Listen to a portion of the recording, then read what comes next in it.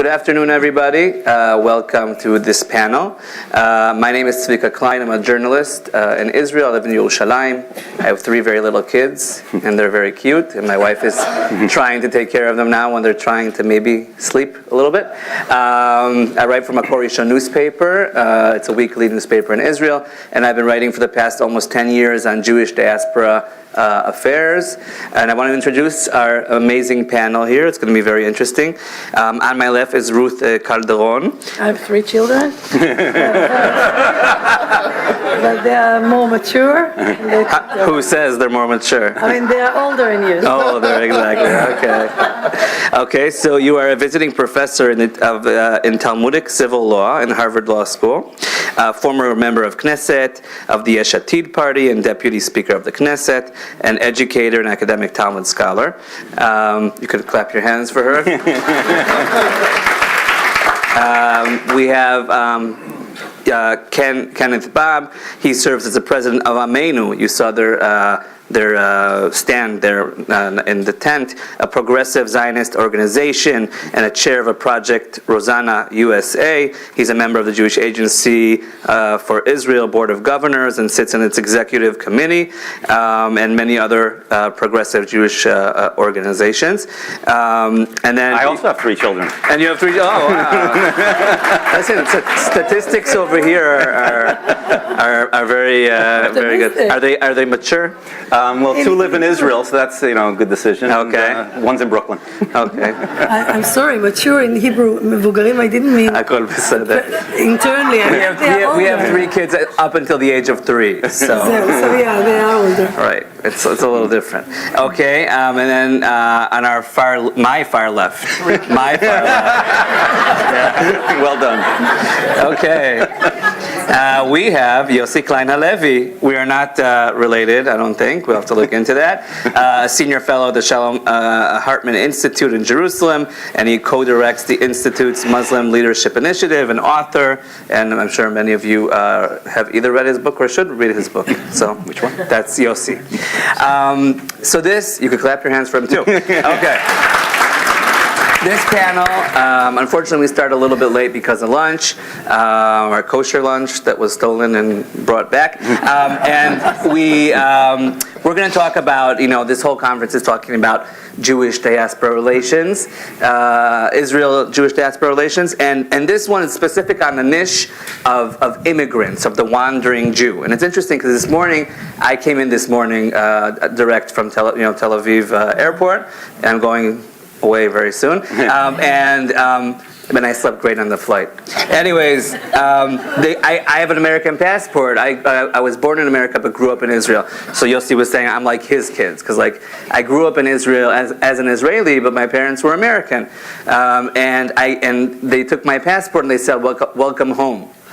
And I was like, okay, I don't feel it's my home. I do feel connected to the country.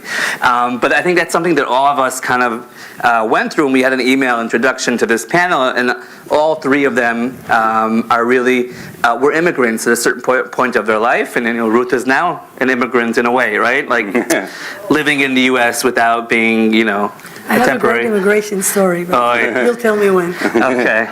Now. Okay? Yeah. So once it's very hard as an Israeli to come into the States, the immigration is very scary. And sometimes I think I'll just leave my luggage, I'm going home. So one time I came in and there was this big man and he looks at my passport and I'm always afraid if I'm answering the right answer. And he says, where are your parents from? And I'm like, what happened? Now that there's a new president, they start asking about parents. And I said, my father is from Bulgaria, my mom from Germany. He said, no, so where did he get to Bulgaria from? And I'm like, what's going on here? He said, from Spain to Bulgaria. So I look up, and he has a badge here, and it says Calderon. Yeah. So he wanted to say, welcome Wow. home. Good story. He was not Jewish. Oh, well. We don't know that. So I want to kind of, we're going to learn from the plenary, and we're going to have shorter answers. And this is a positive, and I want each and every one of you to give a short anecdote of the sense of feeling as an immigrant, you made Aliyah, both of you made Aliyah. Ruth lived in the U.S. for periods of time throughout her life. So maybe we'll start with you. You made Aliyah, lived in a kibbutz, right? How was that like? Well, so first of all, I have to just mention this is a homecoming for me because I lived in this area, and if I tell people in the audience here, some of the panelists will not get this, but if you have any contact with Kol Hamet, Eitz Chaim, Bob and Bob, or the Jewish Learning Works, then you know my family. And I'm sure that covers almost everybody here. So for me, this is really a homecoming to be here in Palo Alto. And actually, I made Aliyah in 1976 following a Aliyah party in my mother's and father's backyard in Los Altos. And there's actually people here who I think were at that party, if they remember. And so I made Aliyah to kibbutz. And it was a particularly interesting experience because we were an American garin made up of both people from the youth movement of Habonim, Dror, the Labor Zionist youth movement, and people we had met in the Jewish student campus milieu of the late 60s, early 70s. So it was a very leftist, ideological group. And Kibbutz Gezer is in the center of the country near Ramla, but had fallen apart several times due to social issues. And so basically they handed it over to us starting in 1974. I went in 76 to reestablish it. And for many, many years, it was known as the American kibbutz. Right, they even have a baseball team. I'm going to get there. Right. And so, and we had numbers of claim to fame that just reinforced the issue of being Americans. We helped start baseball in Israel. Mm-hmm. I think some of you probably know that Israel's going to have an Olympic team in Tokyo in the next Olympics in baseball, which a lot of people can't figure out. It's not very Israeli, though. No. And we... They're not from Gezer. You said short answers. Okay. Another thing that we did, being American Jews in the mid-1970s, is that we wanted to have a kosher kitchen on the kibbutz. Huh. And back then, this is the 70s in Israel, no one quite understood if you weren't Orthodox why you'd want to have a kosher kitchen. And we said, well, that's how many of us grew up, and we wanted to be welcoming, we wanted everyone to be able to come visit. And so we actually had a kosher kitchen, mm-hmm. and it was very hard for people to understand because we didn't have a mashgiach in our kosher kitchen. We kept it kosher. And neighbors would say, we don't understand, what is this animal? So we kept sort of sticking out, and I had this really throughout my time being involved with the kibbutz, and I was also very much representing the kibbutz on the outside. I was treasurer of the kibbutz, and we set up a factory, and I was manager of the factory. I was involved in Israeli politics, the founding of Peace Now, and it was always, but you're an American. Matter of fact, one of the funny things, and I'm sure other people here have had this experience, they would call us Anglo-Saxons. And I said... Anglo-Saxon. Anglo-Saxon. And I could never quite understand. I think I have no Anglo-Saxon roots at all. Right. So there is this identity, and so I always had that. So the last story I'll tell, because my name is Ken Bob, and people always ask, where'd that last name come from? Right. And we had stories in our family, not important. And once I was representing the kibbutz, I was the treasurer, and I went to the Rehovot customs house, because back then new immigrants got all kinds of rights, and we could get discounts on refrigerators for our rooms and fans and all kinds of electrical stuff. So I go every time with everyone's Ole booklets, Tudat Ole, to get them stamped by the meches. And the guy looked at mine and said, "Oh, Bub." He was Russian. And I said, "You recognize my last name?" And he said, "Yes, it's Bean in Russian." I said, when I go to the Shuk in Ramla next week, I'll bring one back and show you. And so I needed a Russian meches officer, to tell me about what my name meant. And that was, I think, an immigrant story. Okay. That's right. By the way, before we get to Yossi, there's one thing you said that was interesting about the kosher kitchen. Is that a difference between like a liberal American Jew to a liberal Israeli Jew? Well, obviously that's a really important question in the time that we live in now. Back in the 70s, there really wasn't a lot in between in Israel. Obviously, mm-hmm. Israel has changed thanks to people like Ruth and Binan, other institutions that have brought out other ways of expressing Judaism. Of course, the Reform and Conservative movement now have real footholds in Israel. I'll just finish the story. I now have a home in Yafo as well as in New York. An old friend of mine says there is no galut if you commute. And now that I have a home in each country, it makes it a lot easier. And so we ended up in Israel for Yom Kippur this year, and we're looking where we're going to go for Yom Kippur. And next door neighbors, old dear friends of mine, also from my days at Berkeley, said, "Well, we go to this Reform congregation in Yafo." And we went to a Reform service that was completely in Hebrew, Tzabarim, A lot of people talk about, well, it's the Reform and Conservative movements are imports into Israel. American, right. But actually, this was a completely in Hebrew service, a Reform service. And so I think, times have changed. Okay, Yossi. Yeah, well, I made Aliyah in the summer of 1982, which was a very loaded time to make Aliyah. It was Wow. the beginning of the First Lebanon War, and nobody was making Aliyah from anywhere then. And I get to the airport, and they send me to this room, and I'm waiting for hours for somebody to show up. And finally, hours later, someone from the Jewish agency shows up. And he's completely disinterested in my presence. He doesn't look me in the eye once. He sits there, he's asking me all these questions, he's filling out a form. And then he comes to the question, father's name. I said, Zoltan. Suddenly he looks up at me and smiles. Hungarian. And that's when I understood that being a Jew returning to Israel is not quite enough. And that it's going to be something completely different from what I expected. I made Aliyah in a very strange way. I came with my then girlfriend and since my wife of 36 years, Sarah. And, well, listen to the story.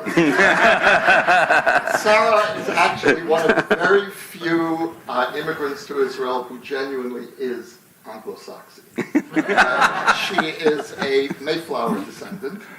And when I made Aliyah, she had not yet converted. And she came as my girlfriend. And she said, I'll come for a year. We were both young writers. She said, it'll be fun. I'll write in Jerusalem, and then we'll see what happens. And we both knew that something had to happen. And it did. She converted that year. We married. We came back to the States. And so the story I want to tell you is about being an American Jew and an Israeli is really about Sarah. Because we went to synagogue shortly before our wedding. And somebody comes over to her, a woman afterwards, and says, I can't stop staring at you. You look just like a little shiksa. And Sarah, I have to tell you, Sarah was mortified. I think she would handle it better today. And afterwards she said, no one in Israel has ever noticed that I don't look Jewish. And by ethnic Ashkenazi American standards, she does not look Jewish. And no one in Israel knows that for a very simple reason. There's no such thing as looking Jewish in Israel. And experiencing Aliyah through Sarah's eyes really helped me appreciate what we have. So when we talk about the lack of religious pluralism, for example, which pains me deeply as someone who sits at the Hartman Institute, as some of you know, that's one of our flagship issues. Nevertheless, we do have a very profound form of Jewish pluralism, and that's ethnic pluralism. And the fact that Sarah looks as Jewish as anyone else in Israel, including our neighbors who knew us for years and never thought to ask, you don't look Jewish. The only time she's ever experienced that sense of otherness has been here. And Sarah has never actually experienced being an American Jew. Mm-hmm. We moved to Israel, we've lived there ever since, and she comes back for visits, but she comes back very much as a visiting expert.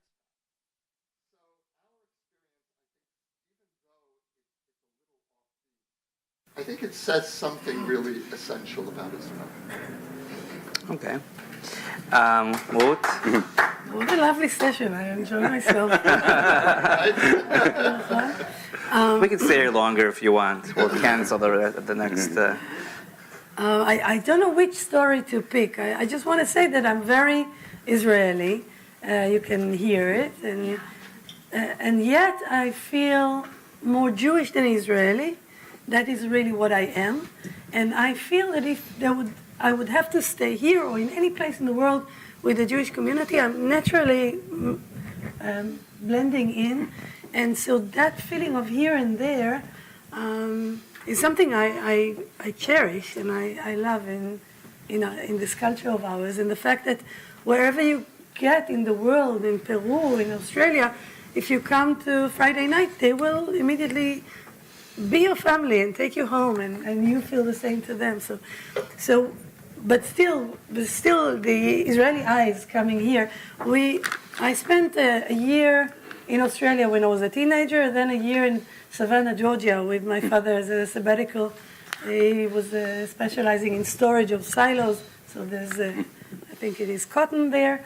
So we spent time there, then 3 years in New Jersey, and now I'm in Boston. I think when I really started understanding the differences is when I was a mother in this country, an Israeli mother to 3 young kids in New Jersey. And so everything is so different. But the first thing is that you're supposed to come to play dates. Like, what is it my business if she's going to play with a girl? Why do you want me there? What am I going to do for all the time that they play? Like this difference between Israel, where kids come in and out of the house, and at the end of the evening, someone calls you and says they are ready, they ate, I showered them, you can take them home. To hear that they will say, on the 25th, we're going to play for 2 hours together. And you're supposed to come also. I was like, it took me a while to get that. And Bichlal, we got to New Jersey, to Livingston, New Jersey, also known as Livingston. Everyone was Jewish, but we came out of the car from the airport. The kids went out, all these lawns that are perfect and manicured, and they looked for a few minutes and they said, Ima, no one lives here. No kids in the street.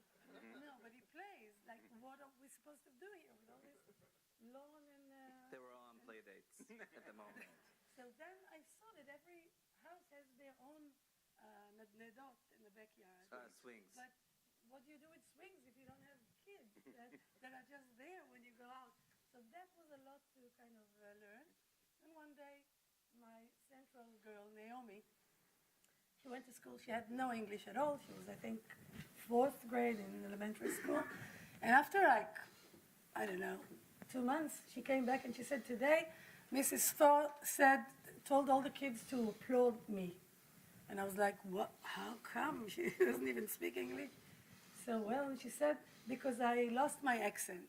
Wow. And I was like, no, Mickey, you didn't lose your accent. You changed your Israeli accent to an American accent. It's an accent. But I understood very quickly how America is very welcoming, but very quickly making you one of us, and you have to speak our language. So that was part of it. Then kindergarten for little kids, Shaul, my youngest, there was something that I don't know if I can talk about it clearly enough, but I felt a very big difference to raising young kids, something to do with discipline and with not being too creative, not running, not wearing things that I felt this is the moment where good citizens that will stand backwards when the subway is open. That's how you make them, but there's a price to it. And I was like a bit worried, and that was one thing. This same Naomi, when it was Christmas time, it's a shock. Like, we are now a minority culture, and everyone is doing all this thing, and they're little kids. And so we went to the mall one day, and there was this avenue of Christmas trees. And they're all lit up, and she was in the age of everything glittery, and she wanted everything pink, and so I'm seeing all of this, and I'm like, and we didn't want Jewish school because I couldn't live with compulsory prayers, so they went to public school, which was Jewish anyway in Livingston. But so I see all these Christmas trees, and I'm like worried, and I'm saying, no, Vicky, does this attract you? Does it tempt you? And she said, Ima, it's beautiful, but it's like men's fashion. It's not for me. I was really relieved. That's a good. And then I wrote an ABC of American Israeli. But one thing that I really noticed is a kind of patriotism of flags. Like flags in America, first of all, they're huge. Right. In Israel, nobody, it's like not good taste. I'm very much a flag person. I'm national, like my father was from Beitar. But these huge flags, I Right. didn't know what to make of them. And then seeing people wearing bathing suits, bikini, in the American flag. And I thought if someone in Israel would dare to wear a bikini of the Israeli flag, they would kill him. It's not just going to take him to jail. They will just kill him. Drown him. So I'll stop for now, but I have a million. Yeah. I have one question to ask you. At the beginning of your words, you spoke about the fact that you feel more Jewish than Israeli. Do you feel that most Israelis feel the same way? I think it depends on their parents. When I was growing up, there was a big deal to say we Israelis. There was even a seminar in high school where we had to choose. There were 3 sides. I think Abelitz did it, or Gesher. Jew, Yehudi, Israeli, Adam, human being, or Israeli or Jewish. What do you feel that you're more? And I was really frustrated with this choice, and I stood with Jewish, and I think most of the kids stood as Israelis. It has to do with the fact that my parents were a little older, and they were immigrants, and I felt, although it wasn't said in so many words, that this is the most important thing in who we are. And until today, even people in the party that I'm part of have this ambivalence about Jews not living in Israel, and I don't. Yair Lapid, for instance. Yair Lapid has a big issue with, and that issue comes not from looking down on Jews not in Israel, but from the fear that everybody is going. You know, when you come to a small group or you teach a small class and there's like 7 people and one goes to the bathroom and you want to kill them. Right. Because you feel so I think Israel in the beginning had the feeling that everyone, in the beginning you couldn't leave, but when you could leave, everyone will leave. So there was a lot of judgment of coming out of fear. And I think Yair from Tommy is still not His father, so, yeah.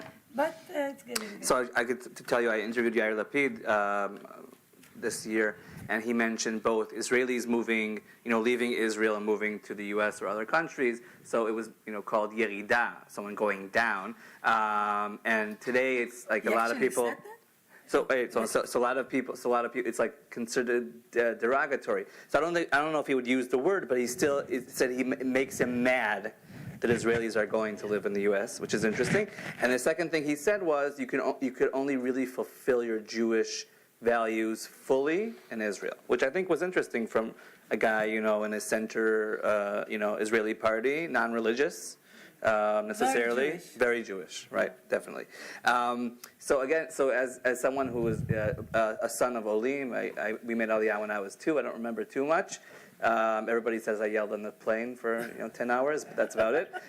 But I have twin nephews who go to like a very elitist religious Zionist school, and they're talking amongst themselves about a relative of theirs who was marrying someone who wasn't Jewish. And they said to each other, so what's the problem? So, she could convert, just like Tzvika did. And I said, wait, why do you think I converted? And look, I look like a Jew, no offense. I look like a Jew, okay? And my father once told me, you could wear a hat instead of a kippah, but they're going to know you're Jewish. Anyways, they said, well, you made Aliyah from America, then you must have converted, because there are no Jews outside of Israel. And they're little kids, but still, it was like an innocent way of seeing these things, and it definitely kind of puts a spotlight on what people think. And then now I'm that annoying uncle that gives them lectures about Jews around the world and stuff like that. So they don't like me as much anymore, but what are you going to do? So I wanted to ask you, each one of you, we'll start with you, Ken, about do these people who were immigrants or are immigrants, do they have more of, is it their role to make these connections? I could tell you, for instance, I've been to the IAC conference a few times, the Israel American Council, which is basically like the umbrella organization in the U.S. for Israelis who moved to the U.S. It's a very up-and-coming organization. And they say that they want to bridge the gap between U.S. Jews in Israel? I mean, I don't personally think they're going to be able to, but do you think that these types of organizations or individuals are the ones who could do this? In terms of bridging The gap between Israel, Jews in Israel, and Jews in the U.S. Look, I think actually it's all our role. I don't think any organization can claim it's their job. I think the question is if the IAC is saying it's their role, they obviously are viewing themselves as Israelis who live here, and they can play that bridge. And I think that's reasonable on some level. They should make an attempt at it. But I really think actually it's really all of our role to work on this. Look, it's interesting in the plenum. Someone asked for all the Israelis to raise their hands. I raised my hand. Now, most people would say, well, you're not really an Israeli. And I'm saying, excuse me. I have an Israeli identity card. Children were born in Israel, served in the Israeli army.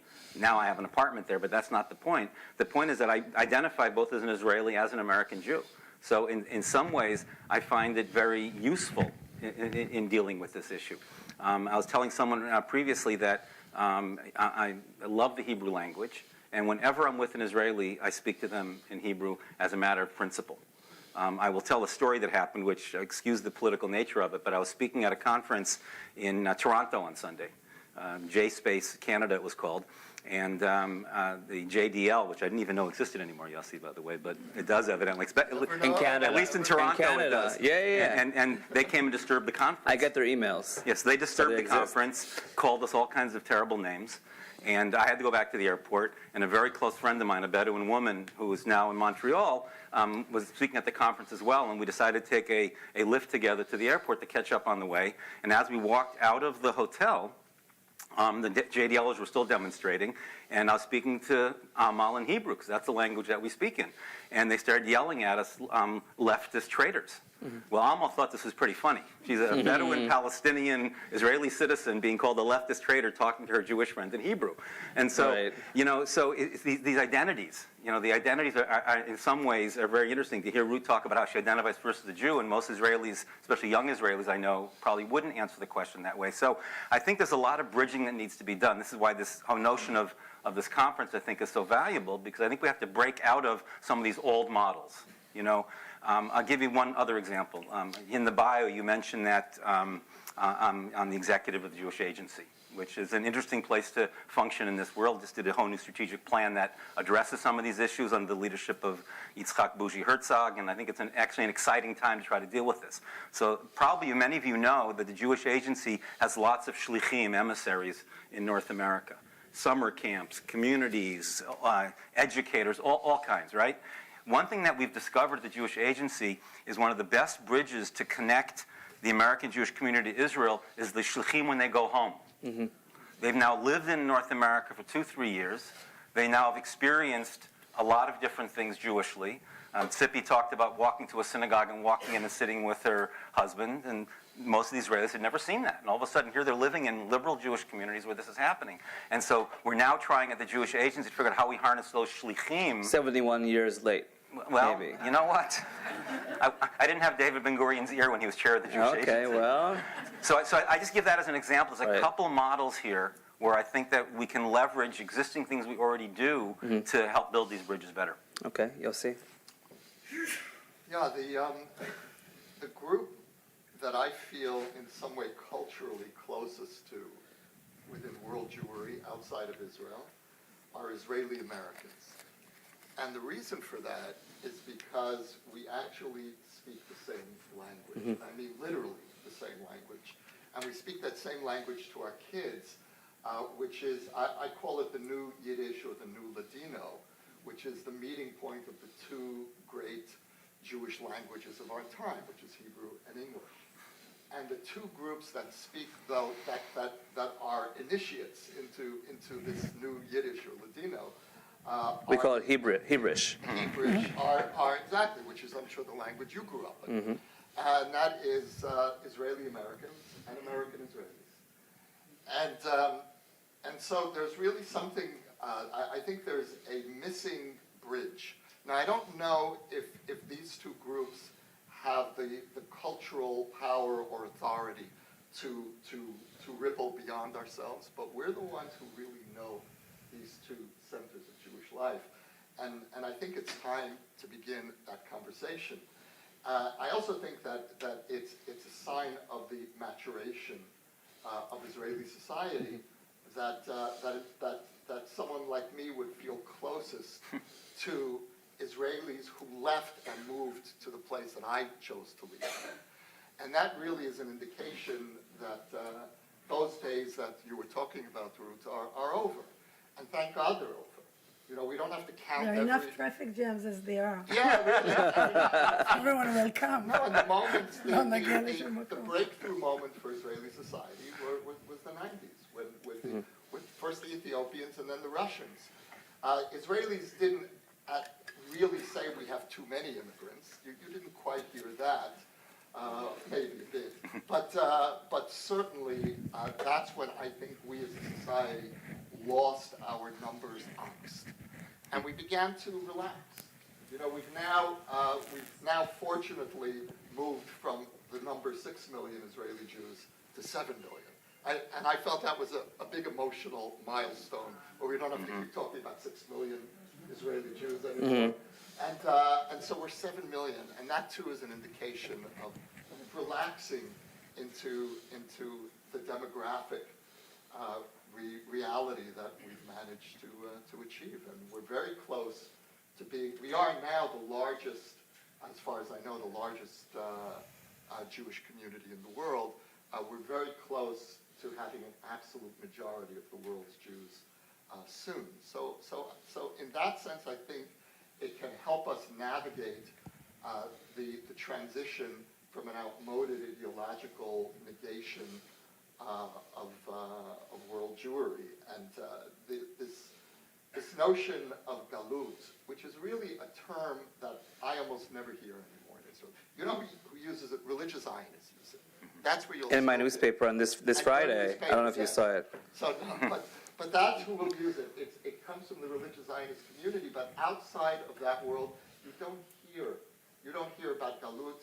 You don't even hear Yordim anymore. It's really emigres. It's mehagerim, which is a much healthier. It's actually relocation.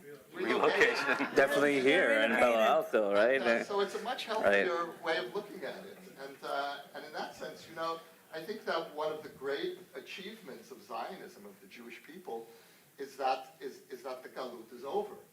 And the galut is over because the overwhelming majority of Jews, maybe outside of Iran, which is 10,000 Jews, the world Jewry lives either in the state of Israel or in the condition of voluntary separation from the land of Israel, which is a condition of diaspora and not galut. So galut is over.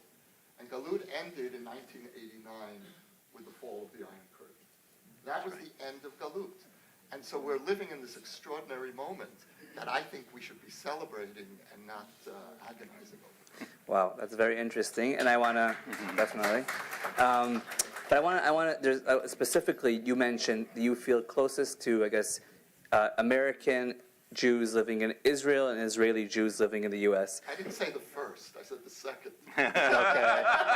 Oh, you don't? Yes, let's say. No, you said both. You said the two groups. Yeah. You said the two groups, that I feel right? So have it's interesting again. So as a son to to American Olim in Israel, when my father would speak about people who left the country and lived there, it would be like those Israelis who who go and live in New York, and then I don't know they trick the people there, and when they put their air conditioning in, they charge more than they should and stuff like that. And these are things you hear as a kid growing up.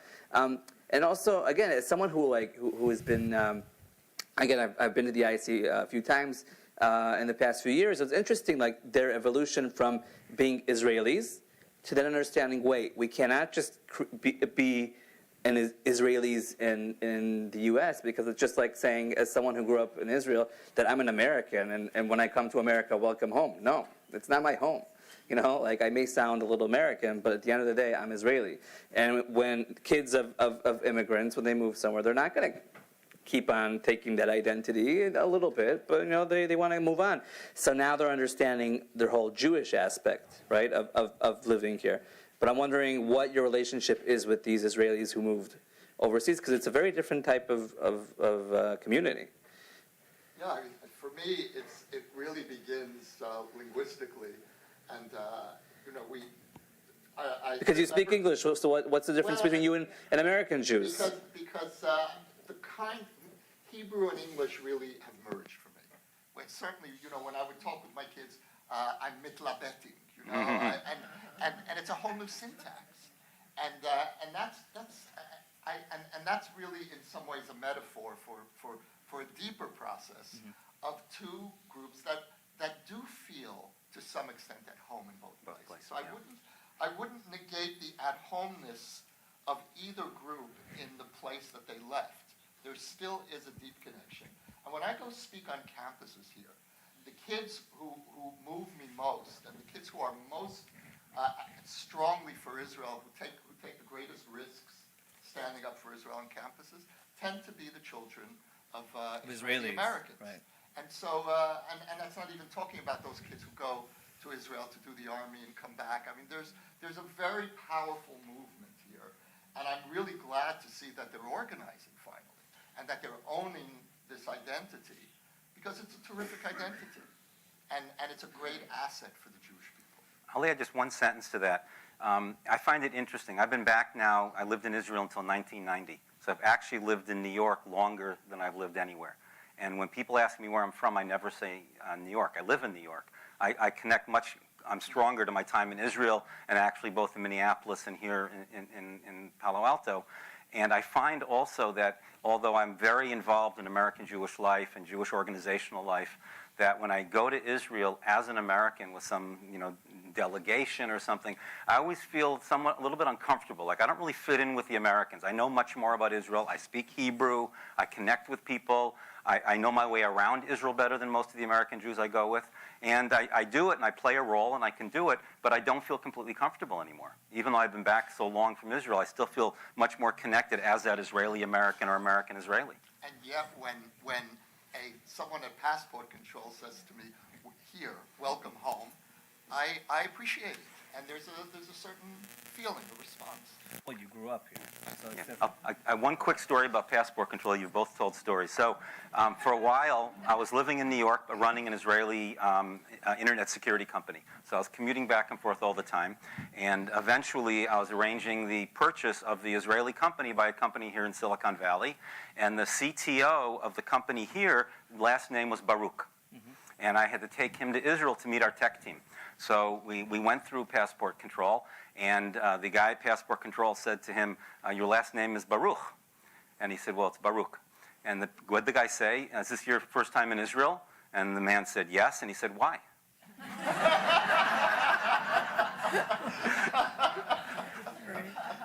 I think what I'm taking out of this panel is we need to. Is my microphone working? I don't know.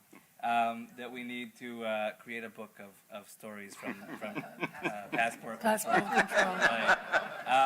Maybe just to conclude, I don't know if this is too big of a question, but so I mean, we mentioned, as Yossi mentioned, the fact that like the Israelis living here and the Americans living there, or these types of people are able to create that connection because they speak both of the languages.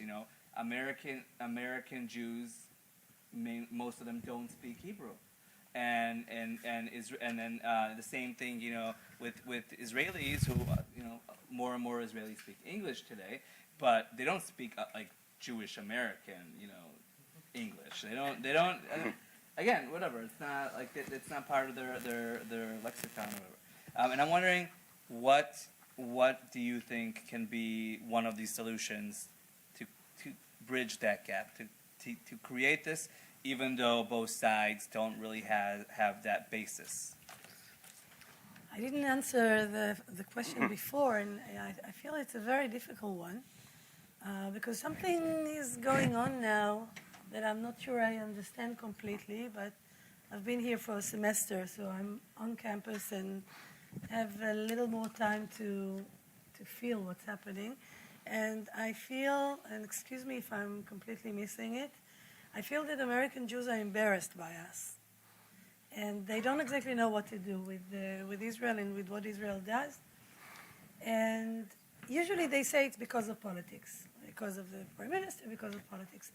I don't completely buy that. I'm a centralist. I'm not in the right, not in the left. But I feel that I'm not sure why American Jews were so thrilled about us in the 6 Days War. I don't think it was our greatest time. I don't know why they didn't come before or didn't love us before, and why that was such a hit. I'm a bit embarrassed by that. I mean, the 6 Days War is not for me the highlight of Israeli life. And I don't understand why now they're so turned off. I feel the Israeli Americans get it. It's like talking about your mother when you have a partner. There are things that you can say about your mother that your partner can't, because it's, and you can't say about their mother, because it's just not, you don't get the whole picture. Now, I feel the Israelis that moved here understand the complexity, the depth, the challenge, and all the very good things. I mean, having a child son in the army now is both scary, but on the other hand, there's so much respect to the way he deals morally with what he's doing and the things he asks himself, that I look at him and I look at my students. I don't think that they, and again, as you said, the Israeli students get it, but I have law school students, divinity school students, and Middle Eastern studies, and it's very different communities. But the ones that come with the moral prophecy against Israel are so not informed, and so black and white, and so like this. I have a lot to say. There's a lot to fix in Israel, and I am trying to be part of it. But I want to say to our brothers and sisters, we are not the cousin that you're supposed to be embarrassed by. There's nothing embarrassing about Israel. It is. I'm not Yitz Greenberg, and I won't say it. I'm not old enough to say it in such pathos, but I do think it is quite a miracle. And the fact that we are stuck with occupation that I wish we will find a way to get out of is not because Israeli Jews enjoy and are racist. I mean, that's not the kids I know. That's not the people I meet. That's not most of the Israelis, for sure. And so to protect that from my students, I'm like, where do I even start? It's like saying something about your parents but you know who they are. And so something here is again, if I'll let myself like an Israeli say that, I'll say a little more. I feel that the American Jews are so asukim. Busy with preoccupied. With being accepted by the Americans, and in Boston it's like a waspy country, so to be accept that they, in some ways, it's something that happens to all of us, and maybe happens to Israelis with newcomers. You betray your own people in order to be accepted, and I don't like that. I'm not accepting that. We should be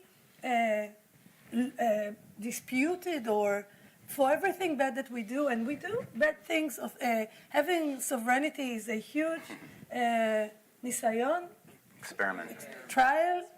No, nisayon like God did to Avraham. Nisayon. We are nisayon, and I'm not sure we are so great in it, and we don't have a tradition of holding power and all of that, and maybe the army is stronger than I would like. I'm not someone that thinks that Israelis, the sun comes out of It's perfect, right. But I feel that when they, the son of my very good friend in New York lives in, studies in Princeton, says to me that the establishment of Israel was a sin. Wow. And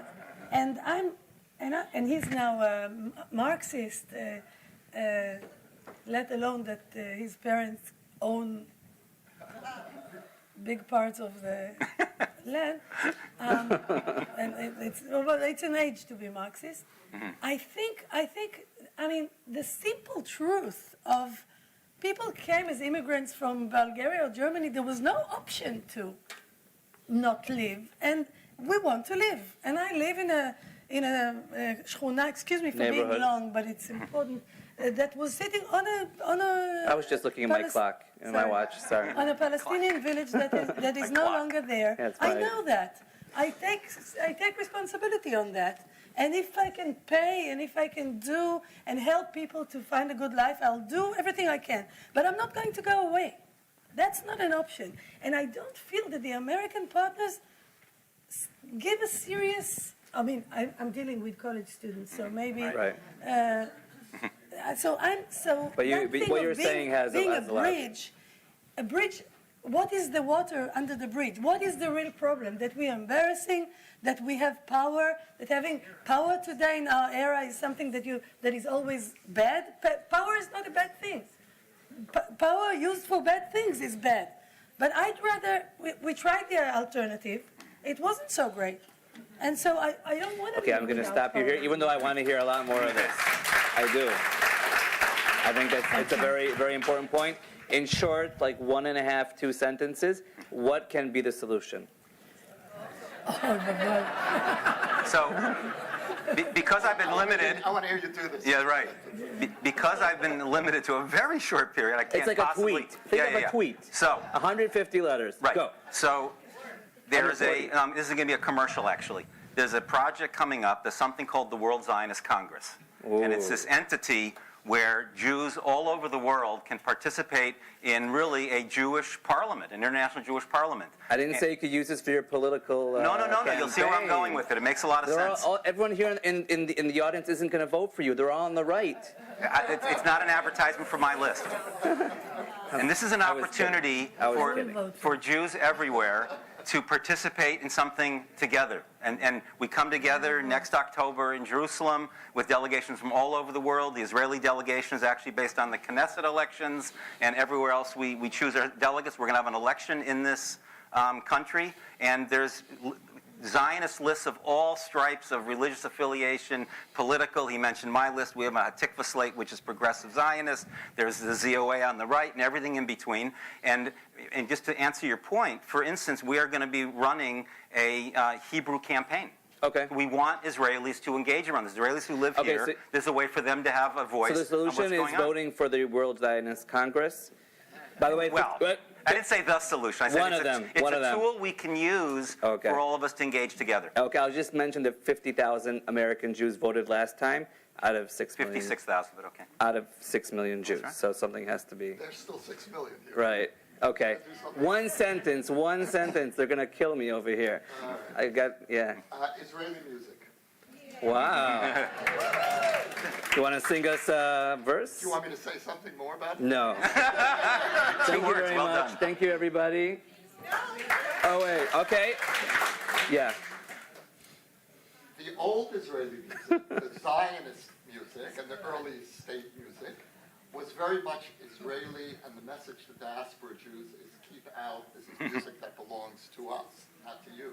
The new Israeli music is re-Judaizing Israeli culture, and it belongs to the entire Jewish people. It's extraordinary music. Our leading rock singers are creating prayer. Something is happening, and American Jews need to pay attention. Thank you. You're right. That's right. What? The problem is with questions that we started late. So do we have time for questions? I have a boss over here. Okay, one question. And you were very nice, so yeah. Well, I'm not going to be so nice. Okay. No. But it's really important because I'm very surprised and disappointed in all these reactions here. And I love you all, actually. I know I read your books, and and I went to Bob and Bob all the years and everything. So I feel at home. And I'm surprised because I don't think you totally understand the Israeli-American community here in this area. It's quite different than probably in a lot of areas. One, it is much more left-oriented, okay? And there are some of the leaders, even in BDS or on the campuses in this area, that are Israeli Americans, okay? The other thing is, here we have, and this is interesting because I really think this area should, and I'm so glad with the Z3 and what's being done, because this area may now have as many Israeli Americans as Jewish Americans. It's a huge, huge population, okay? And about the bridging. Wait, just, is there a question though? Okay. Is there a question? No, it's more, no, You know, it's I've spoken in so many exactly Jewish audiences the last few Yeah, weeks that right. I didn't even notice that she wasn't asking a question. I know what you Okay, mean. the Jewish American community, okay? And I'm surprised by that, because I have kids who have gone, I go to the Jewish school, they go to the Hebrew day school, they go to all those. And Israeli, Thank you very much. because there are so many, no, it's important, you have not, I- I mean, it isn't, anyway, they keep to themselves. Okay, they do not see the I importance. think we need to get. Okay, thank you, everybody. I this- appreciate your comment. It's very interesting, and I wish that you were up here to hear it. Thank you very much, and there are more sessions to come.